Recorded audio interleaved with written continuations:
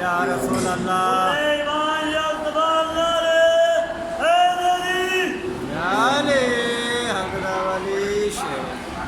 اللهم صل على محمد وآل محمد.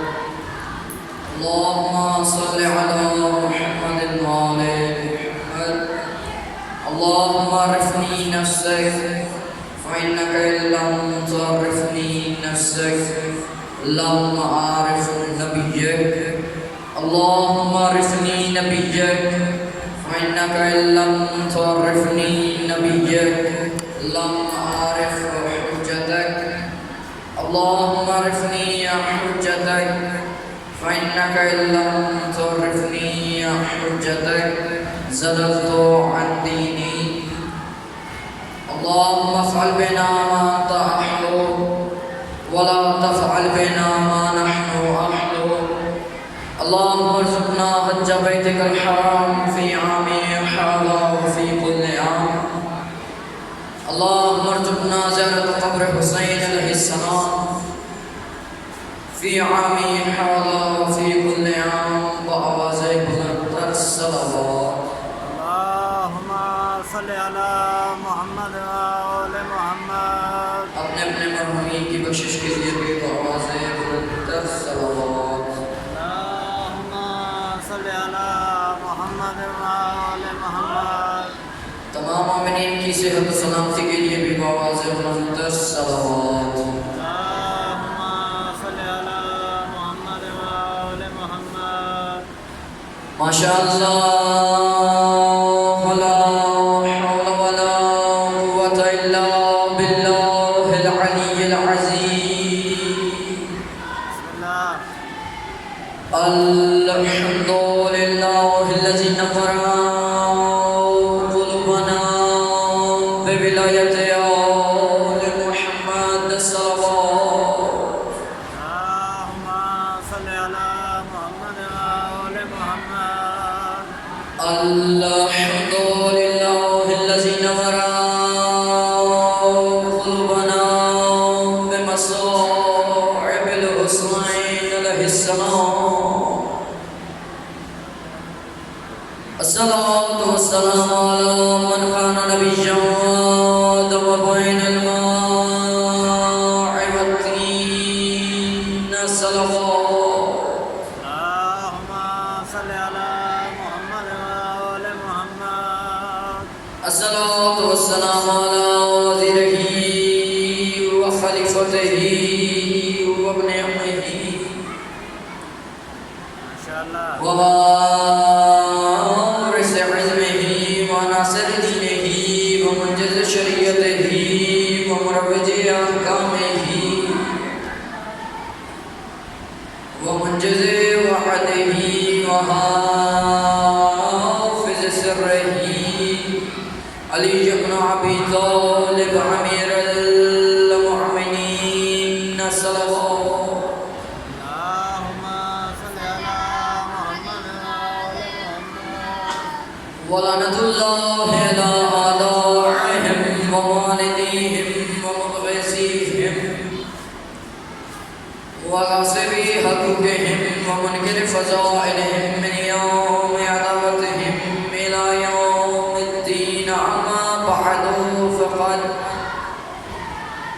قال الرحمن في كتابه المجيد وفرقانه الحميد.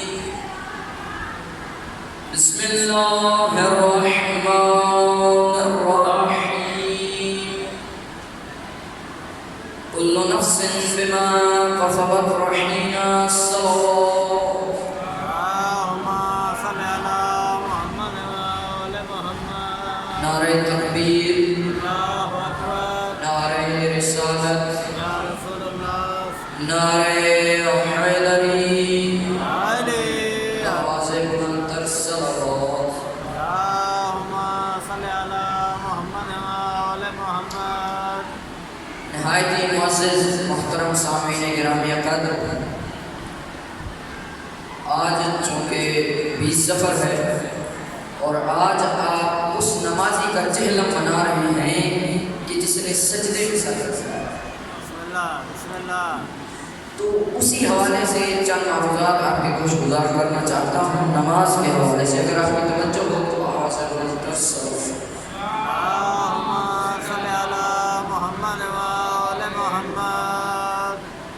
سامعین محترم، میں نے آپ کے سامنے سورہ مدثر آیت نمبر 38 اور پارہ نمبر 29 یہ آپ کے سامنے تلاوت ہوئی ہے۔ خدا مند قریب اس میں فرما رہے ہیں کہ ہر شخص اپنے عمل کا گروہی ہے۔ اب اس سے کیا مراد ہے؟ ہر شخص یعنی ہر شخص نے اپنا عمل خود انجام دینا ہے، اس کا جواب دے وہ خود ہوگا نہ کہ کوئی اور ہوگا۔ بسم اللہ۔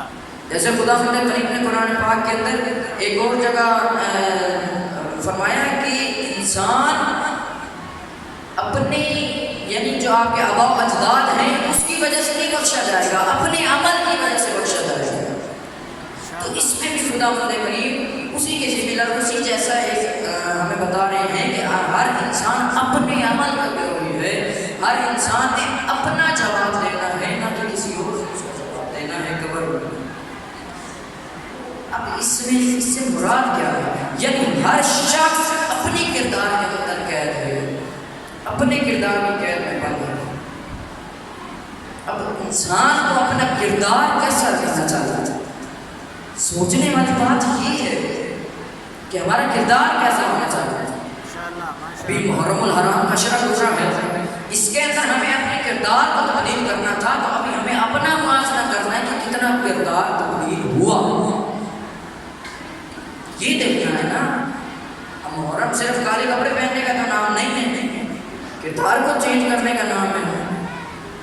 تو ہمارا کردار کتنا چینج ہو؟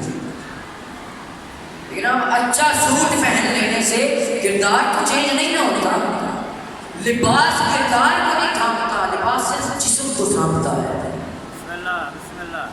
ایک شخص ہے اس کا کردار ٹھیک نہیں ہے، لیکن پھر چاہے وہ کاٹن کو جتنا بھی پایا لگائے سب اس کو یہی کہیں گے کہ بھائی یہ اچھے کردار کا مالک نہیں ہے۔ تو اس سے کیا معلوم ہوا کہ ہر انسان کا اپنا کردار ہوتا ہے۔ اب کپڑے ڈال لینے سے، اچھے کپڑے ڈال لینے سے انسان کا کردار نہیں کرتا، صرف اس کا جسم ہوتا ہے۔ تو خدا مند قریب فرما رہے ہیں کہ ہر انسان اپنے کردار کا گروہ ہے۔ اور اب اس میں آگے خدا مند قریب نے کیا فرمایا؟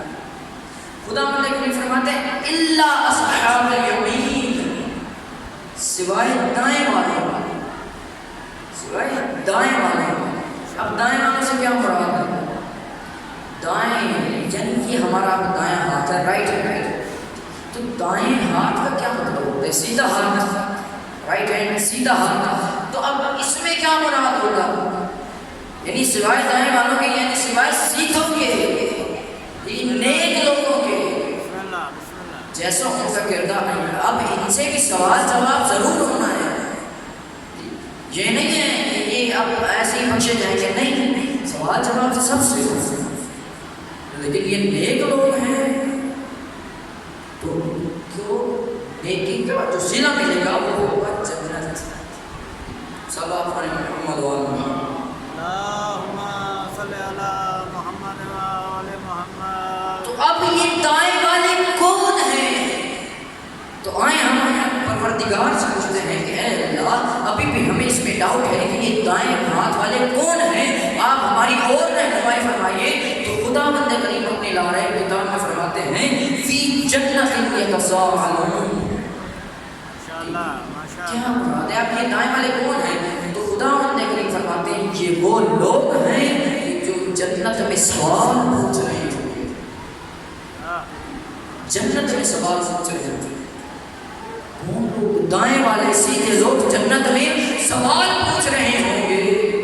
تو دعا ہے کہ خدا مند کریم ہمیں بھی نیکی کی توفیق دے اور ہم بھی ان لوگوں میں سے ہوں جو جنت میں ہوں گے اور سوال پوچھ رہے ہوں گے۔ کن سے اب سوال پوچھ رہے ہوں گے؟ سوال تو پوچھ رہے ہوں گے، کیا سوال ہو؟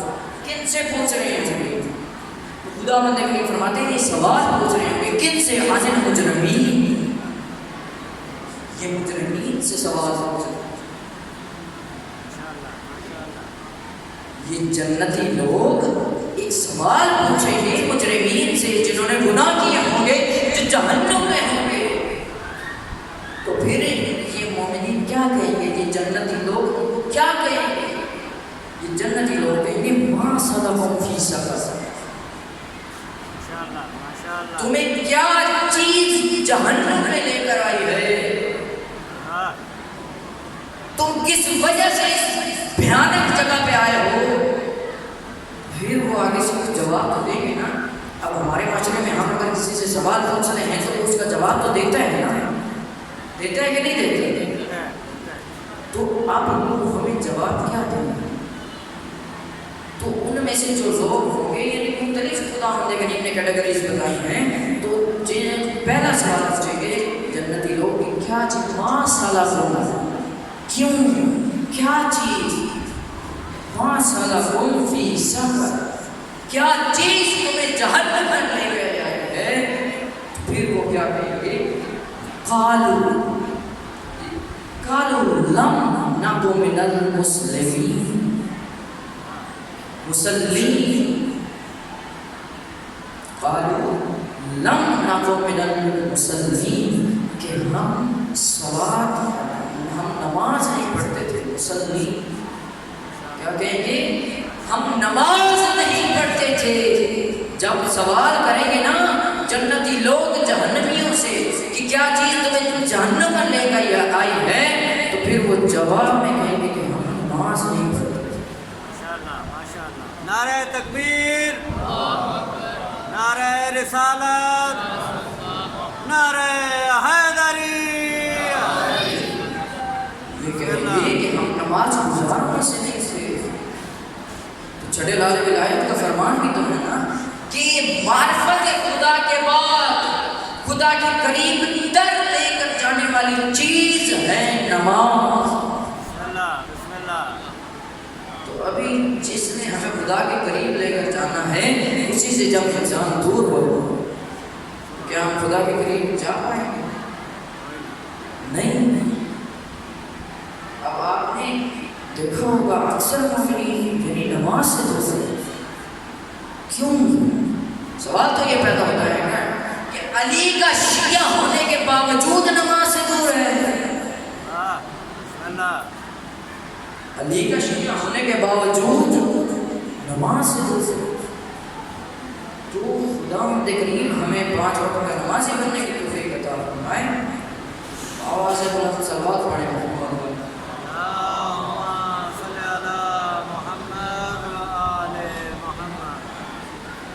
ایک اور جگہ بھی امام علیہ السلام کا فرمان موجود ہے، امام جعفر صادق علیہ السلام، امام علیہ السلام فرماتے ہیں کہ ہمارے شیعوں کو اگر پہچاننا ہے کہ یہ ہمارے شیعہ ہیں کہ نہیں، تو انہیں نماز کے وقت پہچانا،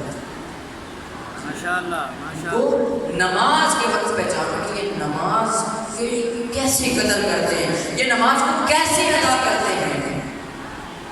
یہ میں نہیں کہہ رہا، چھٹے لال ولایت کا فرمان ہے کہ اگر ہمارے شیعوں کو چیک کرنا ہے تو دیکھو کہ یہ نماز کیسے ادا کرتا ہے، یہ نماز کے یہ پیروکار ہیں یا نہیں، یہی دیکھنا ہے نا۔ تو ابھی ہمارے کیا ایکسکیوزز ہیں؟ تو اب جو انسان نماز نہیں پڑھتا تو اس کو ہمیں مان لینا چاہیے کہ یہ شیعہ نہیں ہے، کیونکہ امام علیہ السلام نے صاف بتا دیا ہے کہ ہمارے شیعہ کا اگر موازنہ کرنا ہے کہ یہ ہمارے شیعہ ہیں کہ نہیں تو ان کو نماز کے وقت پہچاننا۔ تو اب جو نماز نہیں پڑھ رہا ظاہری سی بات کہ وہ امام علیہ السلام کو شیعہ نہیں ہے۔ جب بھی مؤذن اذان دے تو ان کو چیک کرو کہ ان کے اندر کوئی تبدیلی آئی کہ نہیں، ان کے اندر کوئی تھرتھراہٹ پیدا ہوئی کہ نہیں، یہ مسجد کی طرف جاتے ہیں کہ نہیں۔ امام علیہ السلام نے چیک کرو یہ مسجد کی طرف جاتے ہیں کہ نہیں، جب حی علی خیر العمل کی صدا بلند ہوتی ہے تو یہ جاتے ہیں کہ نہیں مسجد کی طرف، اس وقت چیک کرو۔ محمد صلی اللہ علیہ وسلم فرماتے ہیں کہ شیعہ صرف نماز پڑھتا نہیں ہے، نماز کی محافظت کرتا ہے۔ بسم اللہ بسم اللہ۔ اب پڑھنے تک تو ٹھیک تھا، محافظت، اب یہ محافظت سے کیا مراد ہے؟ شیعہ نماز پڑھتا ہے وہ تو ٹھیک تھا، لیکن اب اس کی محافظت کرتا ہے۔ اب اس محافظت سے کیا مراد ہے؟ محافظت سے مراد ہے کہ شیعہ نماز کو اول وقت پڑھتا ہے۔ ماشاءاللہ ماشاءاللہ۔ یہ محافظت سے مراد ہے کہ شیعہ، امام علیہ السلام شیعہ نماز کو اول وقت پڑھتا ہے، اول وقت۔ اب جیسے کہ ایک واقعہ ہے کہ انسان اول وقت کیسے پڑھتا ہے؟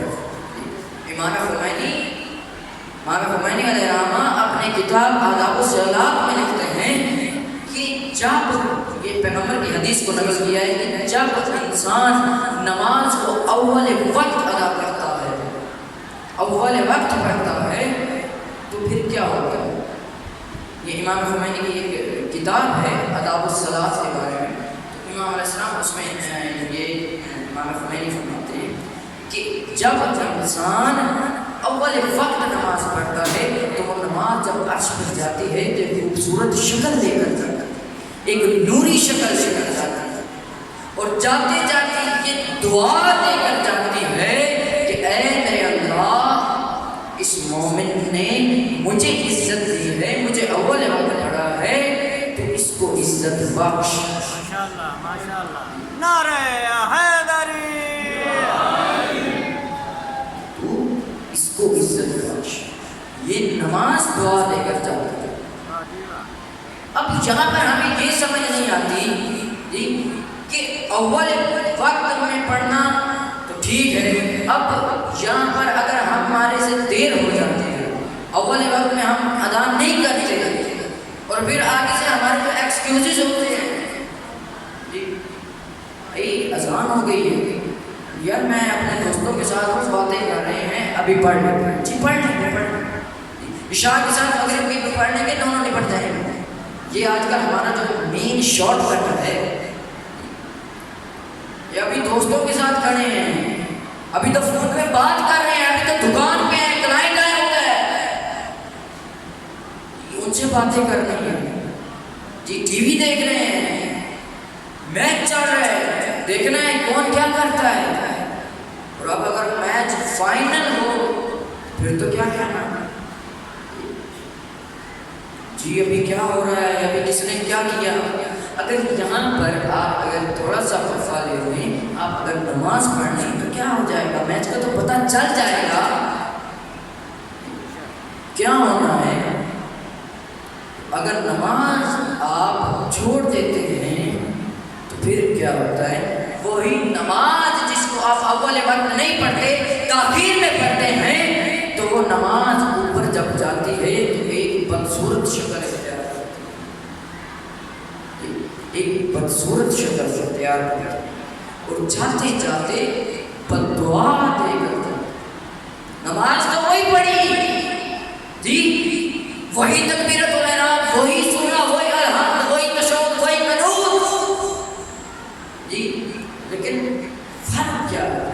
اول وقت پڑھنا ٹھیک ہے، اور اگر تاخیر میں پڑھا تو غلط ہے جی۔ تو ابھی یہاں پر ہمیں ذرا رکنا چاہیے، اس پہ غور کرنا چاہیے، کیسے اول وقت میں پڑھنا ٹھیک اور ذرا تاخیر سے پڑھنا ذلت، جبکہ وہی سب کچھ ہم اول وقت بھی کرتے ہیں، وہی سب کچھ ہم تاخیر میں بھی کرتے ہیں، فرق کیا ہے؟ تو پھر وہ جب جاتی ہے نا تو ایک بدصورت شکل اختیار کرتی ہے، بددعا دیتی ہے کہ اے اللہ، اس نے مجھے عزت نہیں بخشی، اس نے مجھے ذلیل کیا ہے، اس کو ذلیل فرما۔ یہ نماز بددعا دے کر جاتی ہے۔ تو اب ہم کیا کر رہے ہیں؟ تو ہمیں نماز کو اول وقت میں پڑھنا چاہیے نا۔ تو بات کر رہا تھا میں کہ اول وقت میں پڑھنا ٹھیک ہے اور ذلت ہے، اگر ہم نے تاخیر سے پڑھی تو کیا ہو؟ اب آپ کسی جگہ پر جاتے کوئی شادی ہے، کوئی ایونٹ ہے جی، وہاں پر جو بڑے بڑے لوگ ہوتے ہیں ان کو تو سب سے پہلے کھانا مل گیا جی، اگر کوئی MNA صاحب آ گئے ہیں، SHO صاحب آ گئے، جی اللہ کو پہلے دو جی، ان کو پہلے دو، ان کو بہت کام ہے۔ ایسا ہی ہوتا ہے نا، جو مین گیسٹ ہوتے ہیں ان کو پہلے مل جاتا ہے، جو دوسرے ہوتے ہیں ان کو بعد۔ تو ایک واقعہ ہے کہ ایک صاحب گئے جی، اور وہاں پر ایسا ہی ہو، اور جب واپس آئے نا گھر، کھانا تو ملا ویسے ہی ملا جیسا دوسروں کو ملا تھا، گرما گرم سب چیزیں ملی، لیکن جب گھر آئے تو بڑے غصے سے گھر والوں نے پوچھا کیا ہوا؟ شادی میں گئے تھے، وہاں سے تو خوشی خوشی آنا چاہیے تھا، اتنا غصہ کیوں؟ کھانا نہیں ملا؟ کہا نہیں، کھانا تو ملا، گرم نہیں تھا؟ نہیں گرم تھا۔ کوئی چیز کی کمی تھی؟ نہیں، سب کچھ بالکل ویسے ملا تھا جیسے سب کو ملا، لیکن ہمیں سب سے آخر میں دیا، اس لیے غصہ ہے کہ ہمیں سب سے آخر میں ملا جبکہ پہلے ملنا چاہیے تھا۔ تو ہمارے معاشرے میں اگر آپ کو پہلے کھانا مل جائے تو ٹھیک ہے، بعد میں مل جائے تو ذلت ہے، تو خدا کی عبادت جو آپ کا پروردگار ہے، آپ کو پالنے والا ہے،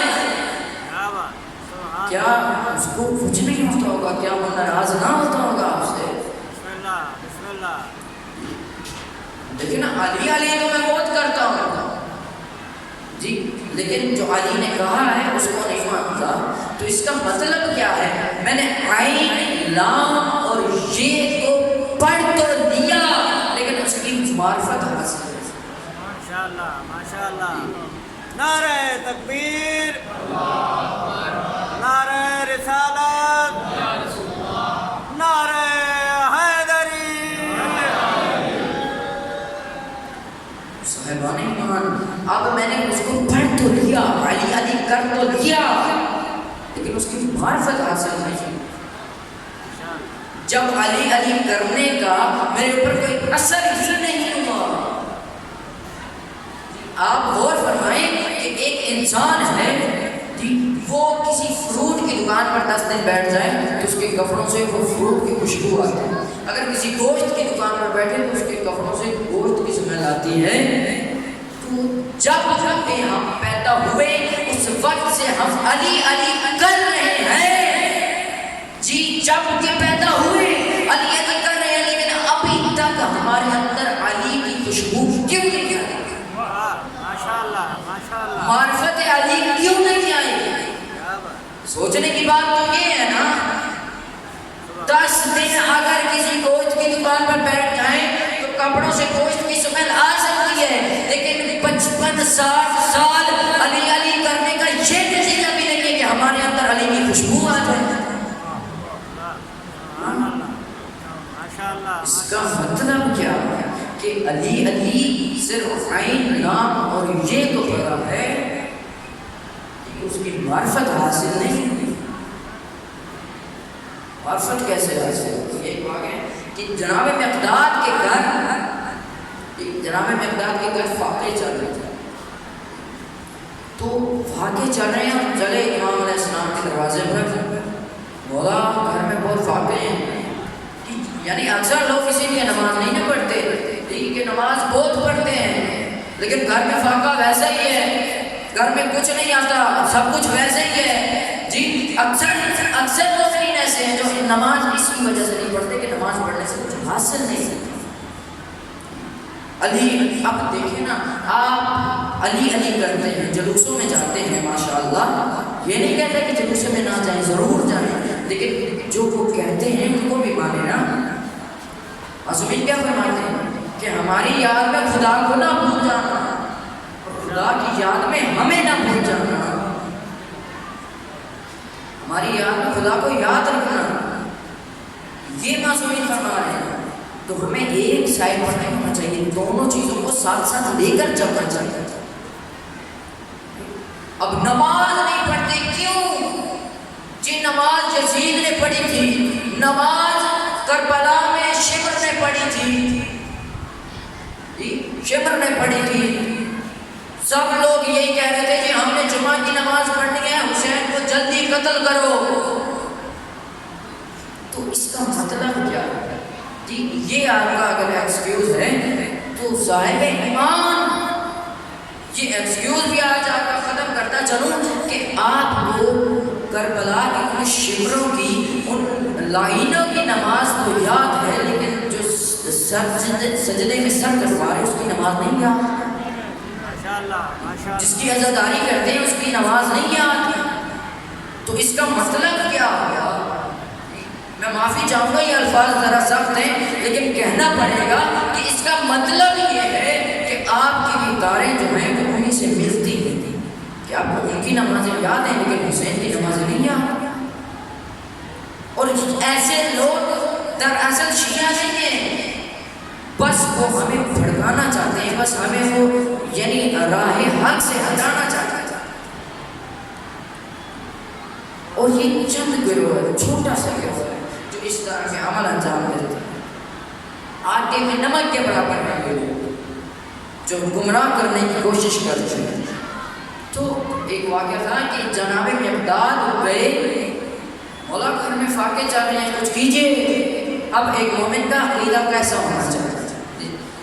تو اب یہ دونوں چیزیں آ گئی، ایک مومن کا عقیدہ کیسا ہونا چاہیے جی، اور دوسری بات یہ ہو گئی کہ یقین کی منزل کو بلند کیجیے کہ یا جی کچھ کیجیے، گھر میں فاقے چل رہے ہیں، کیا کروں؟ تو امام علیہ السلام کیا فرماتے ہیں؟ امام علیہ السلام فرماتے ہیں مقداد یہ جو پتھر پڑا ہے نا اس کو اٹھاؤ ذرا۔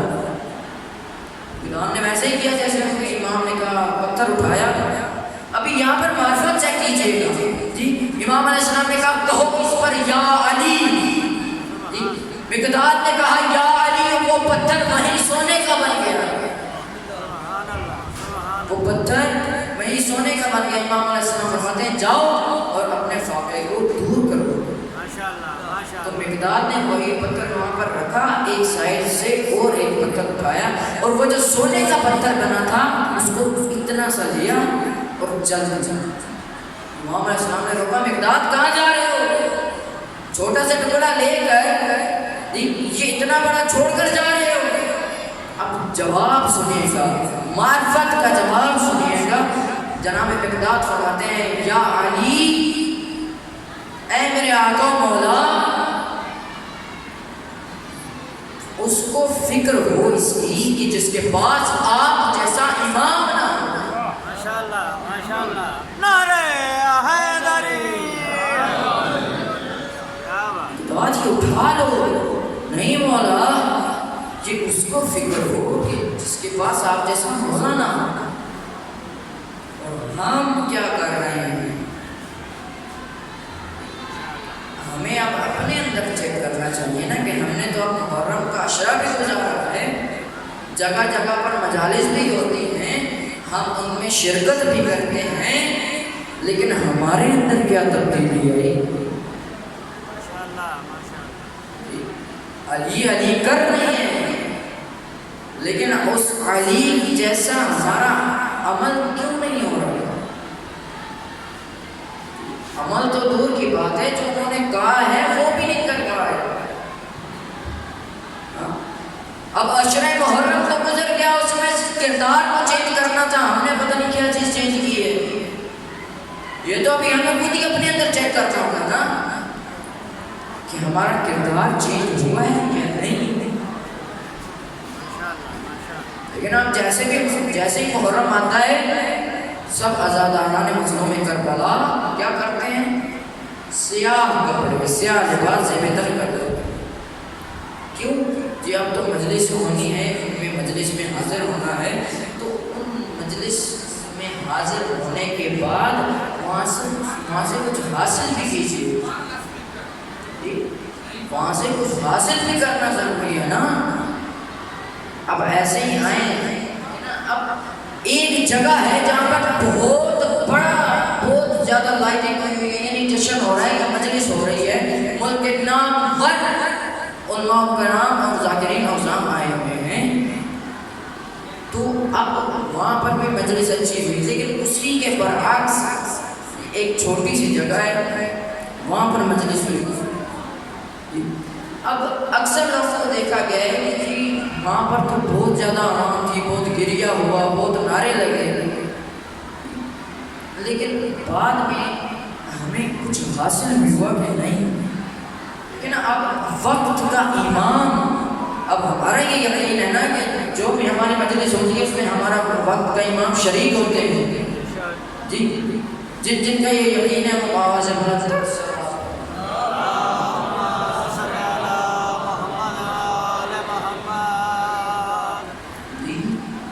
صاحبان ایمان. اب اکثر لوگ یہی کہتے ہیں یقین کی منزل کو ہمیں بلند کرنا چاہتے ہیں. جب تک ہمارا یقین نہیں ہوگا تب تک ہم کچھ نہیں کر سکتے. اپنی یقین کی منزلت کو بلند کر لیں گے تبھی ہمیں کچھ حاصل ہو سکے.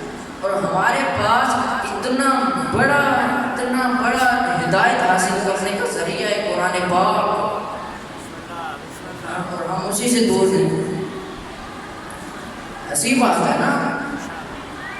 اب دیکھیں نا قرآن پاک ہم لے کر تو آ جاتے ہیں جی، ان کو بڑی سجاوٹ سے رکھ دیتے ہیں اور صرف پھر رکھ ہی دیتے ہیں، فارمیلٹی کے طور پر رکھ دیتے ہیں. جی بڑا کیوں نہیں ہے، صرف رکھنے کے لیے نہیں لانا. بہت مہنگا قرآن لے کر آتے ہیں جی، ہم نے قرآن لیا ہے بڑی اچھی بات، اس پہ پھر 13 غلاف چڑھا کر رکھ دیتے ہیں. کیوں؟ برکت ہے. ایسے برکت نہیں ہوتی، برکت اس کو پڑھنے سے ہوتی ہے، اس پر عمل کرنے کی وجہ سے ہوتی ہے. قرآن لے تو لیا لیکن اس کو رکھ دیا، اس طرح کوئی فائدہ نہیں ہے. جب سال بعد دیکھو اس کے اوپر مٹی کی تہی جمی ہوتی. کیوں؟ لیکن ابھی ایک مہمان کو آپ گھر بلاتے ہیں، یا فرض کریں آپ کو کوئی اپنے گھر بلاتا ہے جی، تو آپ چلے جاتے ہیں. وہاں پر کیا ہوتا ہے جی، وہ آپ کو بٹھا دیتے ہیں ڈرائنگ روم میں جی، اور پھر آپ بیٹھے رہتے ہیں، نہ چائے نہ پانی، وہ اندر ہی رہتے ہیں، نہ چائے نہ پانی. تو آپ کیا سمجھیں جی کہ اس شخص نے، اس میزبان نے مجھے گھر بلا کر میری توہین کی ہے. ایسی بات ہے جی، اس مومن نے یعنی اس میزبان نے مجھے بلا تو لیا لیکن گھر بلا کر میری توہین کی ہے. تو اب آپ یہیں کو اسی چیز کو آپ لے کر جائیں قرآن کی سائٹ پر کہ آپ قرآن لے کر تو آ جاتے ہیں جی، پھر اس کو پڑھتے نہیں ہیں تو قرآن کیا سمجھے، قرآن کیا کہے گا. اگر آپ کسی کے گھر جائیں تو آپ کو وہ چائے پانی نہ پوچھیں تو آپ غصہ ہو جاتے ہیں، کس نے مجھے ذلیل کیا، گھر بلا کر میری توہین کی. تو کیا آپ قرآن کی توہین نہیں کر رہے ہیں؟ کیا قرآن نہیں کہتا ہوگا کہ اس نے مجھے بلا تو لیا لیکن میری توہین کر رہا ہے؟ تو قرآن بھی یہ بروز معاشر آپ سے پوچھے گا ہاں جی کیوں نہیں پڑھا تھا مجھے، پھر آپ کو اس کی بھی جزا لینی ہے،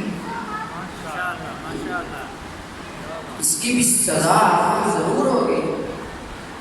قرآن لے آنا کافی نہیں ہے، اس کو پڑھنا کافی ہے، اس کو پڑھنا ضروری ہے. لے کر تو سب آ جاتے ہیں لیکن اس پر عمل ہر کوئی نہیں کرتا. تو قرآن کو بات ترجمہ پڑھیں. خداوند کریم قرآن پاک میں فرما رہے ہیں افلا یتدبرون القرآن، کیا تم قرآن میں غور و فکر نہیں کرتے؟ تو اب یہاں سے ہمیں کیا معلوم ہوا کہ قرآن پڑھ لیں پھر اس کو ترجمے سے پڑھیں، ترجمے سے پڑھ کے پھر اس پر غور و فکر کریں کہ خداوند کریم ہمیں کیا کیا ہے. اور میں یہ نہیں کہتا کہ ایک دن میں پورا سپارہ پڑھیں، نہیں، چند آیات پڑھ لیں تاکہ آپ کو پتہ چلے کہ ہم اس دنیا میں آئے کیوں ہیں،